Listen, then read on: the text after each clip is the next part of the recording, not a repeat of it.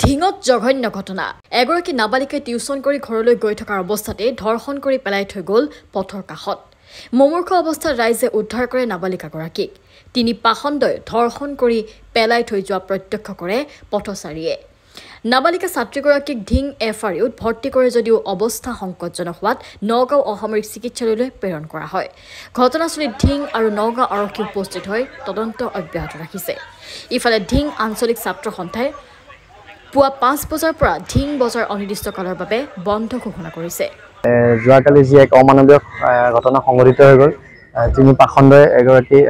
নাবালিকা ছোৱালীক ধৰ্ষণ কৰি ৰাস্তাৰ কিনাৰত পেলাই থৈ গৈছে এইটো আমি ঢিং আঞ্চলিক ছাত্ৰ সন্থাই তীব্ৰ গৰিহণা দিছোঁ আৰু অনতিপলমে আৰক্ষী প্ৰশাসনক দাবী জনাইছোঁ যে অনতিপলমে তিনি পাখণ্ডক ধৰিব লাগে আৰু উচিত শাস্তি প্ৰদান কৰিব লাগে আৰু দুৰ্ভগীয়া ছোৱালীজনীক ন্যায় প্ৰদান কৰিব লাগে আৰু আজি আমি ঢিং আঞ্চলিক ছাত্ৰ সন্থাই বজাৰ সমিতিৰ সহযোগত ঢিং বন্ধ ঘোষণা কৰিছোঁ আৰু অনিৰ্দিষ্টকালে যেতিয়ালৈকে অপৰাধী কৰায়ত্ব কৰিব নাই তেতিয়ালৈকে ঢিং বন্ধ থাকিব ঢিং বজাৰৰ মাজমজিয়াত ঢিং পাব্লিক হেল্থৰ পাছফালে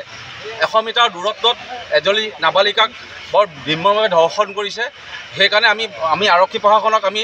12 ঘণ্টা সময় দিছোঁ 12 ঘণ্টা সময়ত যাতে কালপিত ওলাই তেওঁ দৃষ্টান্তমূলক শাস্তি দিয়ক তাৰ ক্ষেত্ৰত আমি অহা কালিৰ পৰা সকলো ঢিংবাসী ৰাইজে স্বতঃস্ফূৰ্তভাৱে ঢিং বন্ধ আমি ঘোষণা কৰিছোঁ সকলো ৰাইজক ওলাই আহিব দিছোঁ আৰু উচিত শাস্তি দিয়ক 24 ঘণ্টাৰ ভিতৰত আমি নিদিওঁ 12 ঘণ্টা সময় দিছোঁ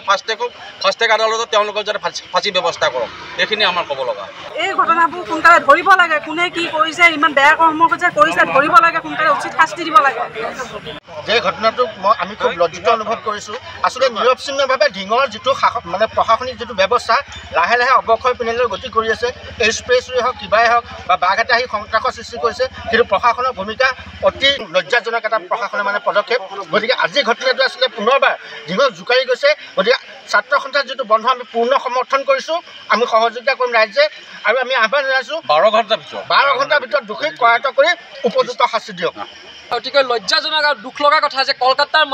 ঘটনা মাৰ নাযাওঁতে আজি পুনৰ ঢিঙৰ নিচিনা এখন জেগাত এজনী নাবালিকা ছোৱালীক ধৰ্ষণ কৰি পেলাই থৈ গৈছে ইয়াৰ বিৰুদ্ধে আমি প্ৰতিবাদ ঘোষণা কৰিছোঁ অহা কাইলৈৰ পৰা অনিৰ্দিষ্টকাললৈ যেতিয়ালৈকে অপৰাধীক কৰায়ত্ব কৰা নহয় তেতিয়ালৈকে অনিৰ্দিষ্টকাললৈ ঢিং বন্ধ থাকিব